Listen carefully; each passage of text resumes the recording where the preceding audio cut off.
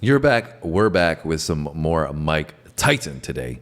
We're reliving Mike Tyson because we didn't really get to experience him growing up. Yes, he is crazy. He's crazy, but he's also fighting at the age of 58 years old. Yeah, that's wild. I'm very interested to see how that goes. July 20th, I believe, is the fight date against Jake Paul. I'm not sure how I feel about that, but in light of that, we are reliving some Mike Tyson because he was a legend and still wants to be a legend, apparently, by continuing his fighting legacy. Yeah, but checking out some of his glory days. Yeah, but it did have to start somewhere. So we're going to check this video out here. We got a couple of Mike Tyson videos on the channel already, but this is a new one for us. The punch that terrified Samantha, everyone.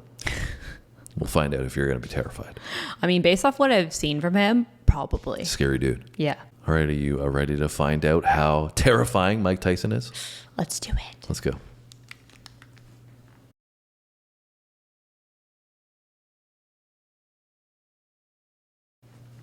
How was he punching? Was it hurting like you? He punches like a mule kick. Unbelievable. Excuse my French, please. Oh, my God. Welcome back to Quick Hits here on BLTV Extra. On this series, we take a break from our longer documentary-style videos to briefly recap a fighter's career of note.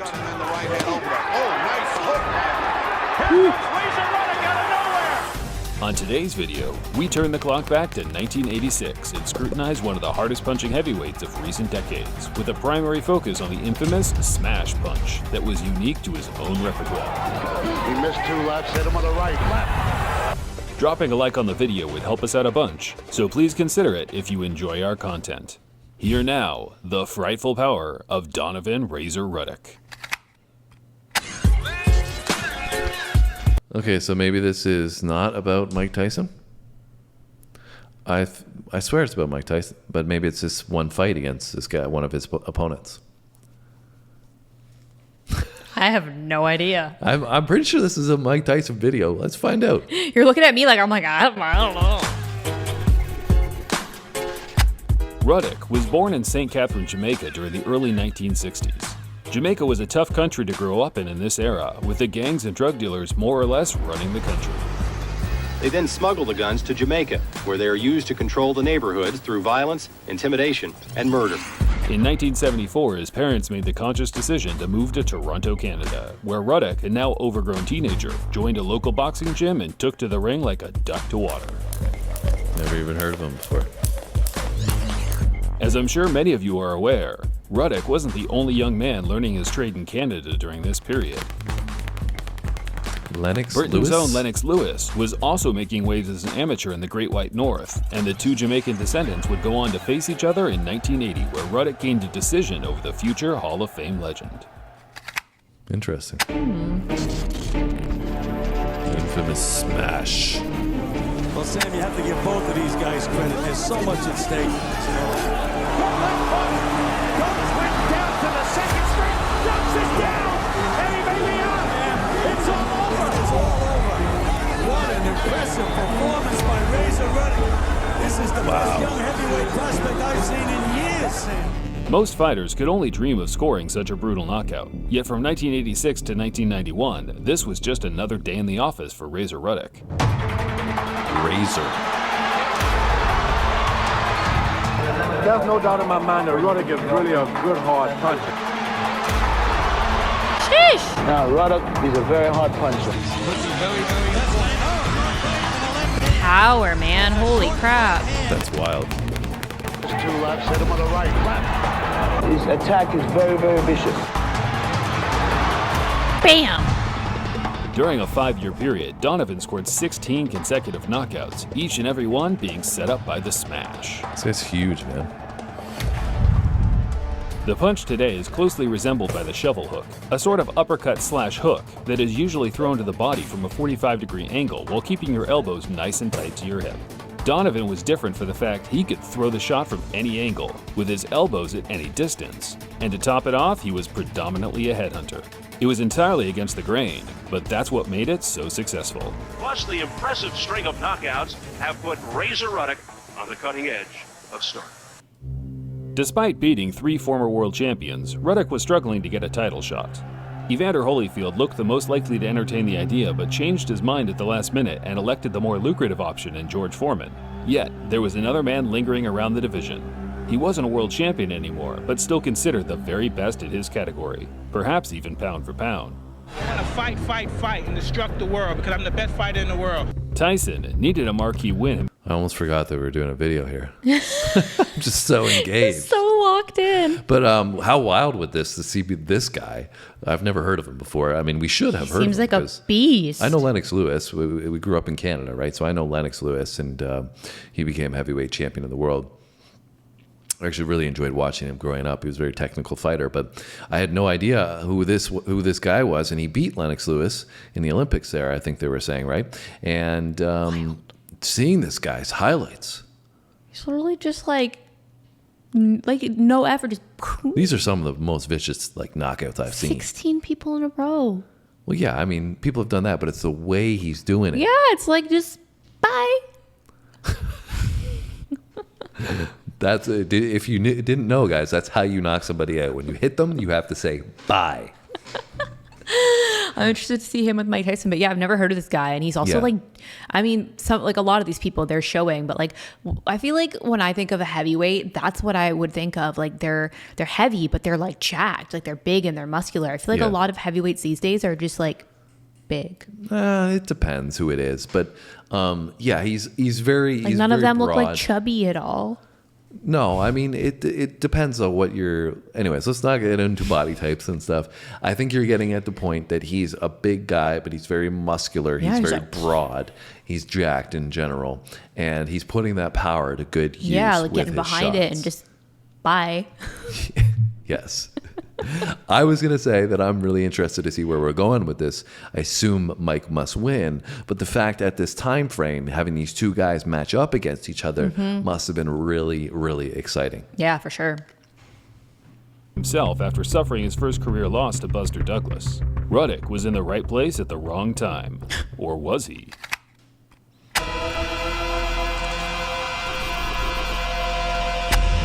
On January 18th, 1991, it was announced to the world that Mike Tyson would take on Donovan Razor Ruddock on Showtime Championship Boxing. He never beat me.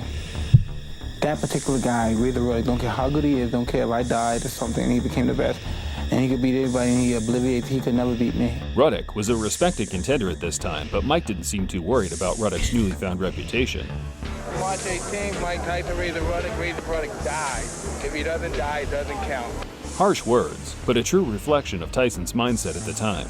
Being a student of the sport, Tyson knew precisely the danger the Jamaican posed, yet nothing but a vicious knockout would add to his already illustrious profile. He's mad. He has really got a head of steam going. I think he wants to get this guy out of here as fast as he can. Both men weighed in terrific shape. The world was ready for a toe-to-toe battle. Round one scheduled for 12. The difference in size immediately apparent. Associate Minister. Tyson hitting afterwards. And the bad foot carries over. Tyson came out like a man trying to make a statement. What is that ref going to do? I know, literally get pulverized in the middle. Could you imagine being that ref against Tyson and this guy? Being like, imagine getting in the middle, excuse me, you guys are going to fight let's after the settle bell. I can't do anything about it. And definitely, Mike's not a big heavyweight. He's not a tall heavyweight. Yeah, but he's shorter. You can see the size difference between the two of them, right? Yeah. He bashed around Ruddock and scored an early knockdown, although the referee, Richard Steele, should have seen that it was nothing more than a slip and trip. In round 3, Tyson put his man down once again, this time in clean fashion, as he caught Ruddock with a nice counter left. A Mike Tyson highlight reel is incomplete without that look of, what the hell am I doing fighting this guy, right across Ruddock's face. However, it'll never tell the story of what actually happened in the fight. Oh, a big left by Ruddock to stay on his feet. And the right hand open. Nice hook. Here comes Razor Ruddock out of nowhere. Came awake after all that punishment and inflicted some hard punishment again. A left uppercut by Razor Ruddock. That stunned Tyson. Now Tyson says no. Hit me again. And he did with the right. And the bell sound. Ruddock finally found his range. The smash was landing, Tyson's knees were buckling, and Donovan was racking up the points. Round 6 was dominant for Ruddock, with a few thudding shots on the bell ending with a shove and a disrespectful stare at the former champ. In retrospect, perhaps making him angry was the wrong decision, as the next round would be the last. And it wasn't the Jamaican with his gloves ripped. Seems to have taken some steam out of Tyson. Ruddock coming back. Now Tyson with a big left. But Razor Ruddock, I'm sure, winning over a lot of people here for withstanding this kind of barrage. Oh! Now the right combination. Steele steps in. Is it over? It's over. It's over. And Mike Tyson has defeated Razor Ruddock. There's no doubt Ruddock was on his last legs, but even Tyson admitted in the post-fight interview that the stoppage was premature. Agreed. How was he punching? Was it hurting you? He punches like a mule kick. Unbelievable. Excuse my French, please. Oh, my God. He was hurt pretty bad. I would love to finish. He's at the moment where he's really hurt. But you see, he still can talk, and he's still on his feet, and he's still conscious. Really, I think that's premature because you should have been allowed to finish him if you could. I believe so also, but I can't make judgment for Richard Steele. He's an experienced referee, as you know, probably the most experienced in the world, and who am I to make judgment to him? I can't judge him because I'm not his peer. Steele wronged Ruddock once again, and there was only one. It's crazy hearing Tyson talk, man. His voice is higher. I know. He's speaking so much faster. Yeah. You know, obviously, when you've been in the game for that long, Taking lots of blows to the head. Yeah, it's going to slow you down a little bit. But he's still cognitively he's there. Like, I mean, he's able to philosophically think things through and speak coherently on all these podcasts and everything. Philosophically think things through to do another fight when he's 50. Yeah, I mean, I think he's getting a big bag for that fight. So that could be why. I honestly, the more I think about it, the more I'm like, I don't want to see it because I don't want to see a 58-year-old go in there and fight. Like, it's just, he's 58. He shouldn't be boxing. There's too many bad things that can happen, you know. I've really actually, respect Mike for turning around his life too, because he got himself into some really sticky situations that a lot of people don't get out of, and he turned his life around completely. And I wouldn't want to see him, ruin all that in the later stages of his life, because that's why he did it, essentially, right? That you could live a longer, fuller life at the end of it. And everybody loves Mike now. He's got podcasts. Everybody wants to interview him. He's been doing consulting with coaching and stuff. Exactly, and he can, he could have an analyst job wherever he wants. He's good, and so I think he's just got that. I said it's about the money, but I also think it's about the competitiveness. I think he just probably misses it. Right? Yeah, 100%. But it's not good to get in there with a 28-year-old guy when you're 58. I mean, who am I though? Maybe I'm going to be wrong because he's clearly a beast. But anyways, I thought it was an early stoppage, personally. Me too. Yeah, I would agree. Yeah. That guy was still fully standing and talking. Yeah. And, yeah. I mean, it looked like it was going to be ending, not in his favor. Mike Tyson said it doesn't count unless he's dead. Well, he's still alive, so we got to do it again. All right, now.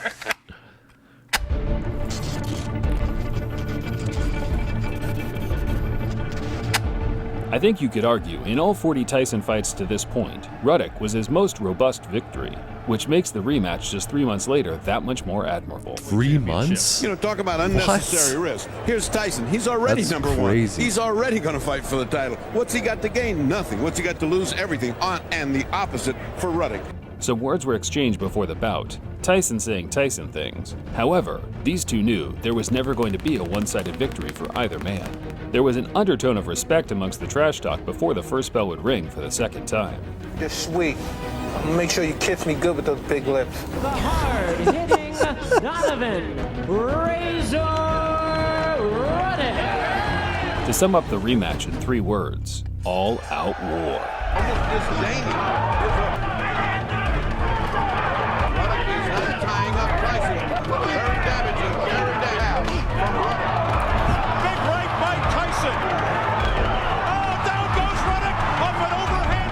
Nice overhand. Tyson started stronger once again and floored Ruddock in both the second and third rounds, identical to the first fight. As Donovan laid on the canvas smiling, which he seemed to do far too often, he kept the fact his jaw was broken to himself. Wow. Broken jaw. And they continue. I never saw anybody get up off the canvas as well as Razor Ruddock does. He keeps getting up off the There goes the mouthpiece.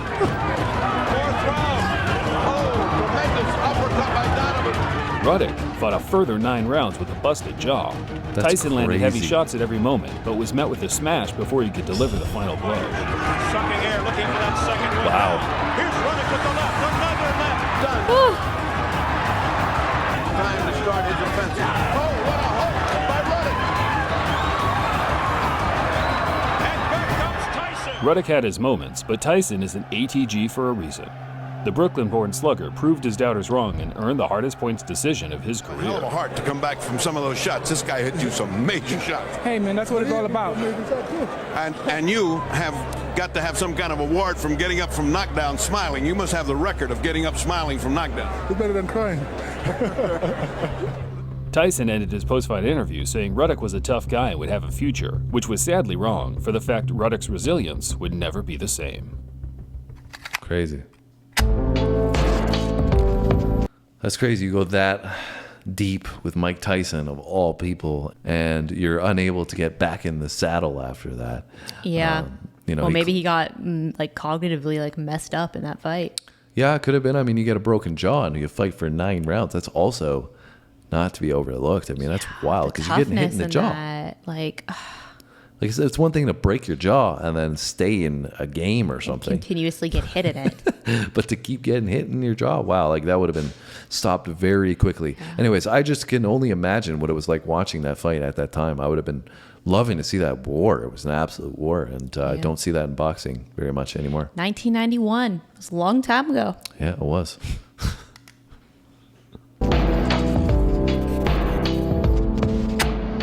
After the Tyson clash, Ruddock bounced back with back-to-back victories over Greg Page and Phil Jackson. Lennox Lewis was the next man to offer Ruddock a title shot, but completely wiped the floor with him, ending any future high-profile bouts in the second round.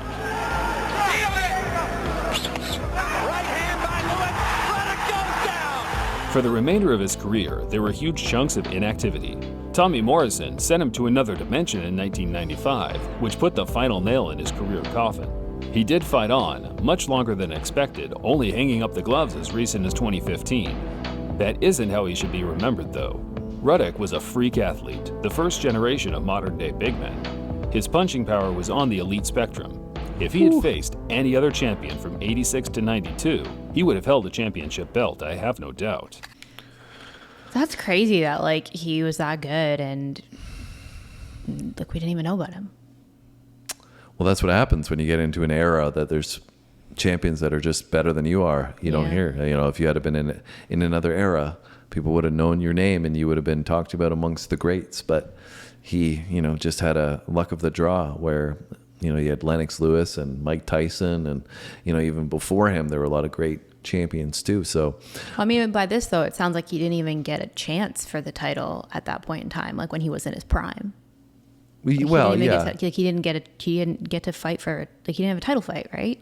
Well, he fought against Lennox Lewis. Yeah, but that was after Mike Tyson. Like, after Mike, he was basically saying from, I think, 86 to 91. Right. He thinks if he fought somebody for the title, he would have won, right? Right. But then Mike Tyson was 91, and then after that, I think they said he fought Lennox Lewis in 95. Yes. So that's like significantly after. Yeah, I don't know what his age was, but yeah. I mean, it's hard to argue though, right? Because you're saying like Evander Holyfield was one of the people that didn't want to fight him for whatever reason. And Evander obviously is known as a really, really great fighter, and he fought Tyson and beat Tyson and all that stuff. So, you know, it's hard to say who would win against who, right? When they never have fought, but clearly super talented guy. Yeah. And I'm glad I got to check him out and see this, you know, time capsule of Tyson versus him. And, you know, got to learn a little bit more about some boxing, historic boxing. Yeah. And even Mike Tyson always makes me laugh. Yeah. Well, there's more Mike Tyson to come, as we know. He's still fighting on, just like he had Razor fighting on. Anyways, guys, hopefully you enjoyed our video. Make sure you hit the like button. Make sure you hit the subscribe button. We drop music, comedy, sports, and history on the channel. We'd love to have you stick around and come by for our next video, which we'll be dropping 2 more tomorrow, and hopefully we see you then. Thanks for watching, guys. See you in the next one.